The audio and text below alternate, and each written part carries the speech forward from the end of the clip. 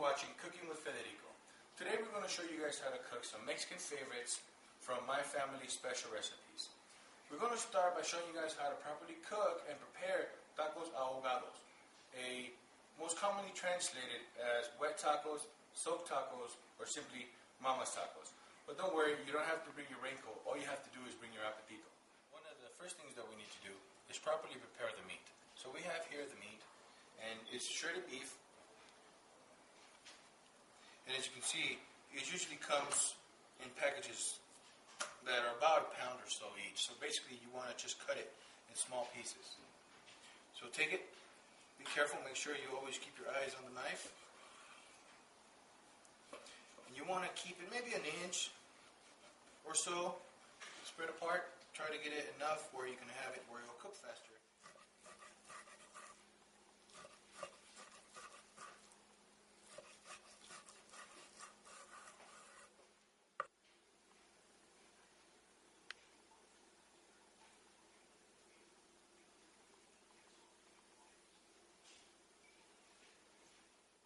Now that we properly rinsed the meat, we're going to get ready to start cutting the onion in it.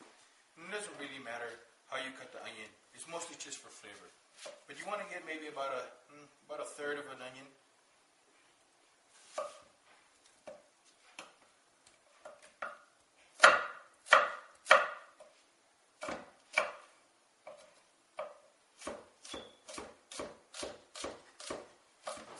And it's mostly for flavor. So now, since we already cut the onion and we already soaked our meat, we want to go ahead and put a little bit of powdered garlic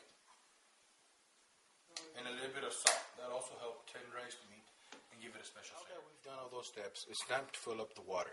So we're filling up the water. We're making sure that the water is sufficient enough because we're going to make juice out of the water. And remember, it's also good to put enough water because it's going to take about 2 to 3 hours to cook.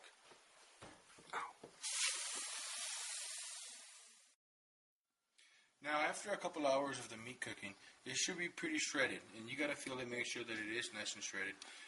Really important, we got to save the juice. It's what gives it the flavor. This is the best part of the meal.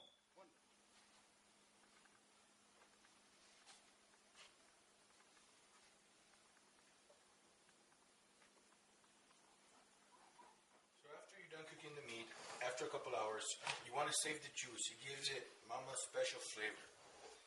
Most important part of the tacos. You want to use a strainer. Make sure that you get all the juice. Make sure you can get as much as you can because you're going to want some more after. The best part about saving the juice from the meat that it's full of flavor. So you're just basically doubling up on the flavor. So after you completely drain the meat, you got to make sure that you save the juice. Try to get as much juice out of the meat as possible because with the juice you're going to make the sauce, and the juice is full of protein and good minerals for you. The ingredients for sauce. Now this has to be done very precise because the sauce has all the flavor already in it. So we don't want to take away the flavor, we just want to add to it. One of the first things we do, you get 4 of the Japanese peppers, just crush them up, a couple of peppers. You can add more if you want it more spicy. The spicier that you want it, the more peppers you add. Basically start cutting them up, get them down to a nice small portions on there.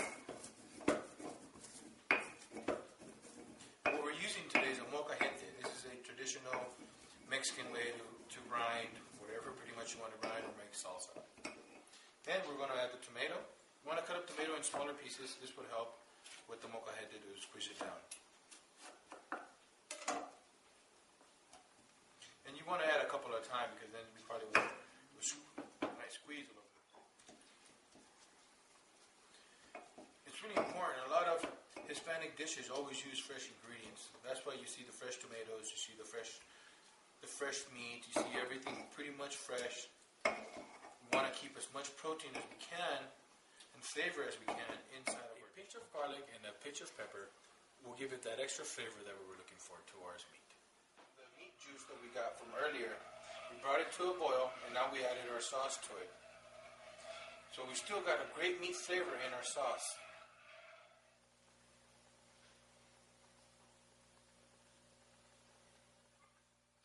After we added our salsa to the meat juice, we want to go ahead and let it stir for a little bit and sit there for a while.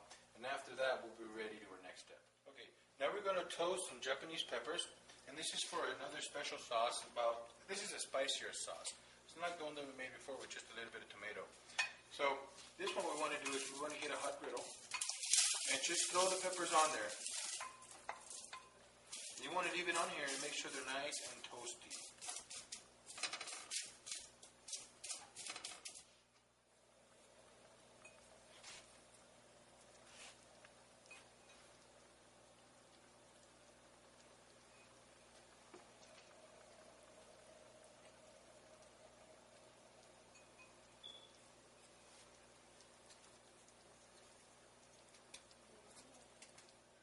Nicely toasted. We want to get to the nearest blender, and we're going to go ahead and pour all our chilies in there.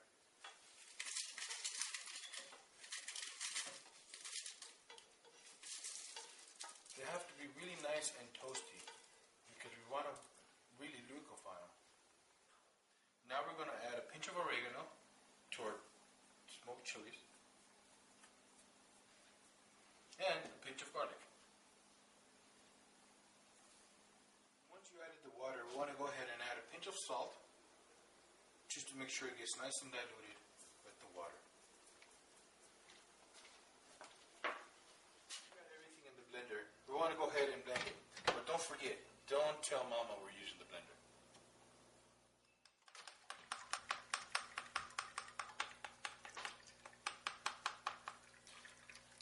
And this sauce is a little bit more spicy, so you need to be careful how much do you use it. But it's really important to make sure that you don't get any of the pulp from the sauce.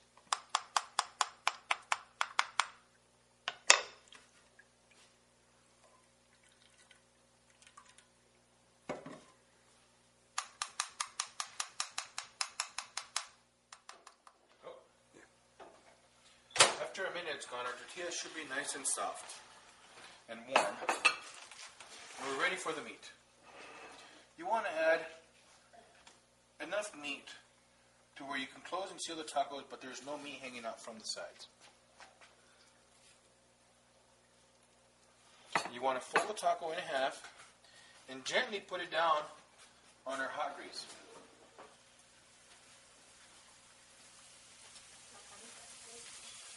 So every time you pour a new batch of tacos to fry, you got to make sure that the edges don't have any meat on them, or meat will come out. You gotta make sure that they stay nice and sealed. Once it gets crispy, it should seal really well.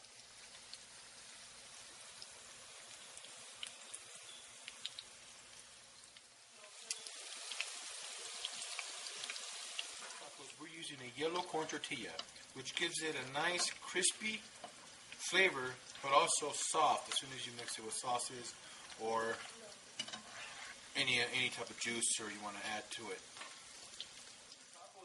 Nice crisp level that you want. Go ahead and add them to a plate with a towel. So we use the towel to absorb any extra oil that we don't want.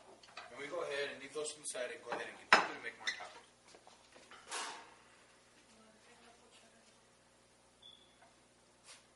This is called cotija cheese. And it's really famous in Mexico. My mom uses it for many different dishes. But we love to use it on these tacos.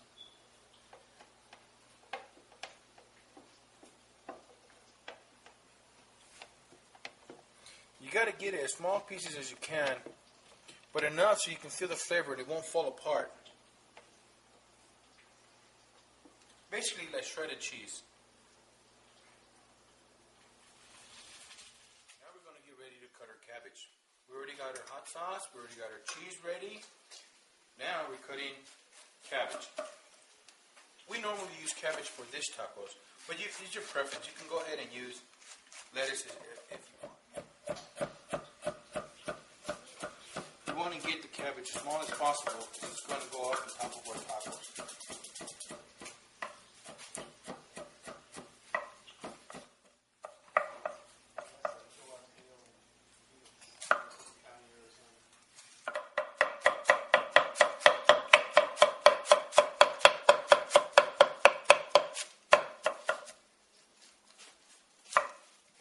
Tacos fried and they're a little bit dry from the oils. You want to go ahead and put maybe 3 or 4 on a plate.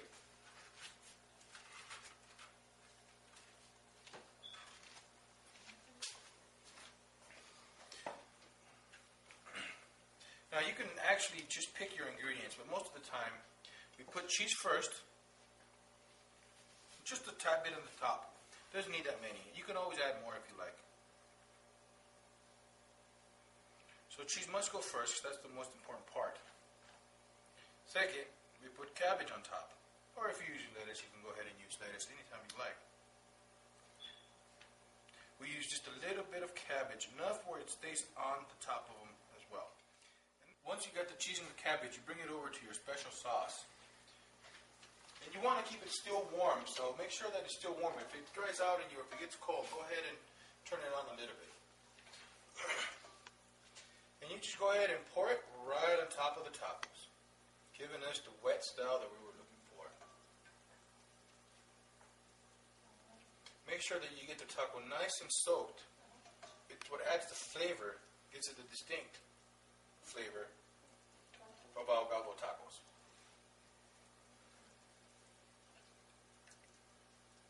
I love this juice, so I always put extra. And now we come back to the hot sauce. Remember the hot sauce we made? That hot sauce also, be very careful, because it is spicy, but you do want to add from one side of the taco to the other.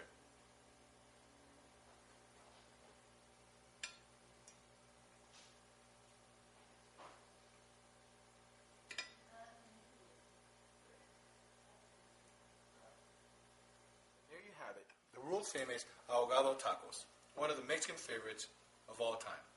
I'm Federico, and thank you for watching Cooking with Federico. Thank you, and see you next time.